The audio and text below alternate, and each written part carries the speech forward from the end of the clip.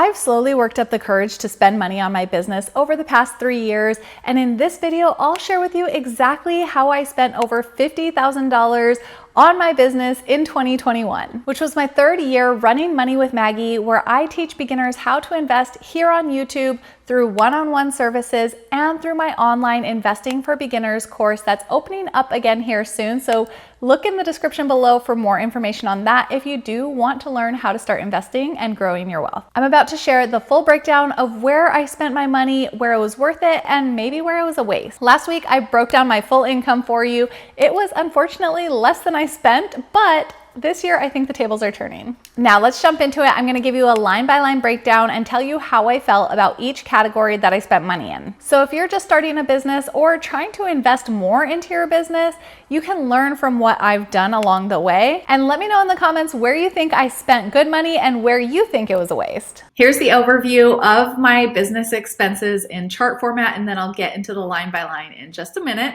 So here is where we spent 20% on the Facebook ad agency, and coaching was 14% at $8,000.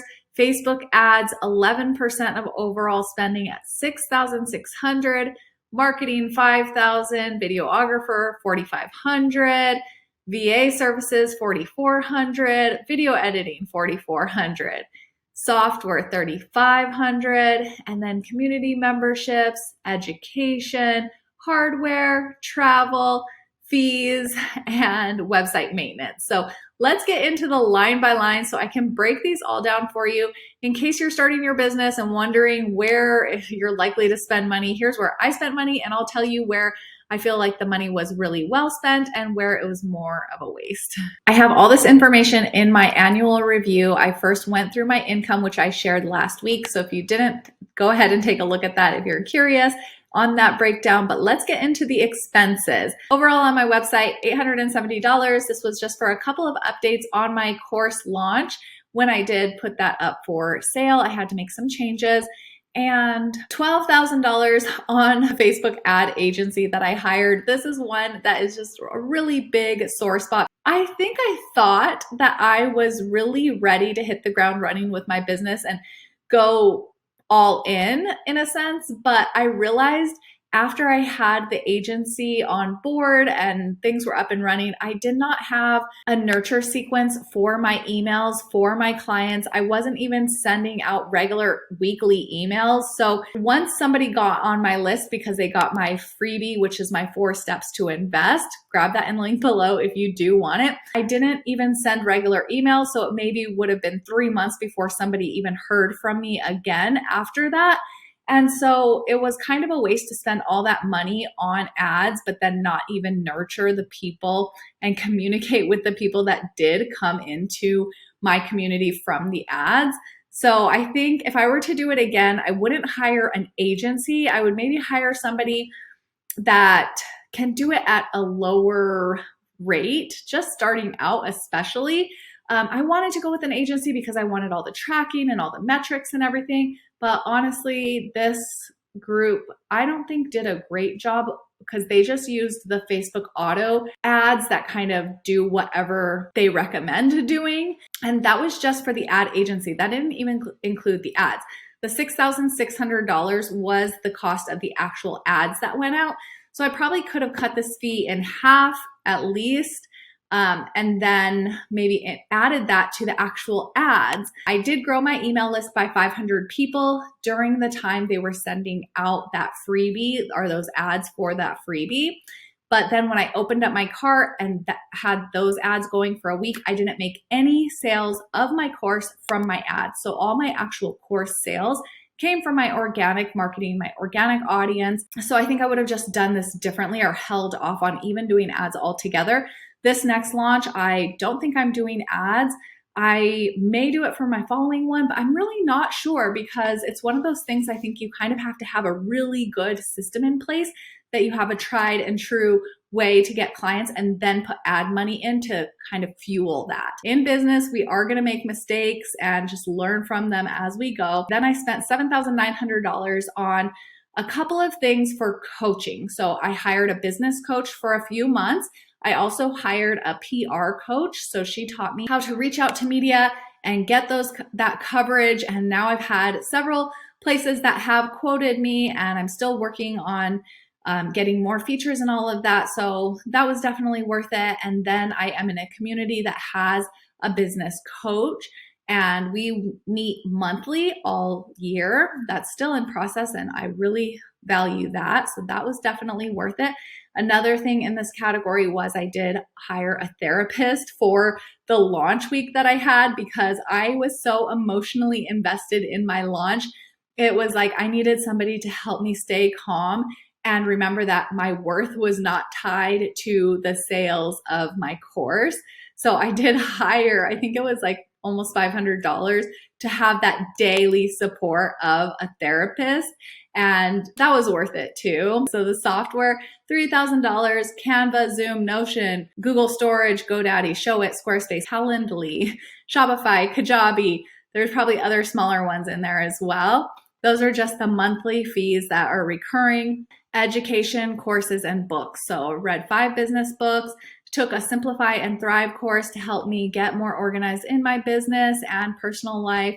Online launch school, I took that to help me with my launch. So an Instagram course, Skillshare. I plan on putting some courses on Skillshare in the future. So I wanted to pay for an annual membership so I can start to see how they teach over there. And so that when I get up and running, that'll be a system I have in place. Community memberships. So I pay for several different memberships: Boss Babes, CEO School, Pledgettes, FemPeak.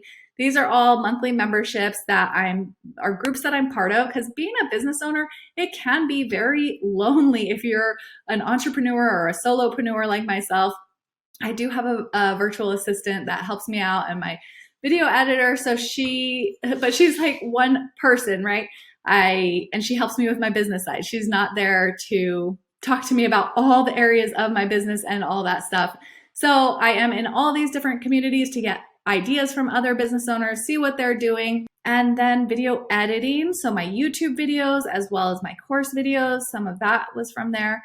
And then my VA, I hired a VA this year. This was amazing. This is one I wish I did sooner for sure. I know there's been so many things on my to-do list, my checklist of things to help me grow and help me move my business along, that I just wasn't getting to. So when I finally was able to hire a VA, or put my mind to like, okay, I can actually do this, that allowed me to free up more of my time and actually get to the things that I'm better at doing than some of the other tasks that just completely overwhelm me and in turn just don't even get done. So it's really nice to have my VA support. Thank you, Chelsea. She's also my video editor. So she has so many skills, and I'm very thankful for hardware. So this is things like my curved monitor. So I have a big display. I have different lights, like my ring light. I bought the Logitech Brio. I think that's how you say it. So that's usually makes my videos much more crisp when I'm screen sharing and doing videos like this, as well as my Zoom calls and all of that. Let's see what else. Marketing. I paid for flyers for this speaking event that I went to. I set up a booth, so I had to get there and pay for this stuff. A couple different speaking opportunities. I really want to get to the place where I'm getting paid to speak more. But also, I don't mind paying for certain opportunities if it is to a community of people that could be good fits for my course and my offer. So I do pay to actually present my information to certain communities. And then I hired an attorney to pay for or to write my course terms, so people know that my course is for educational purposes.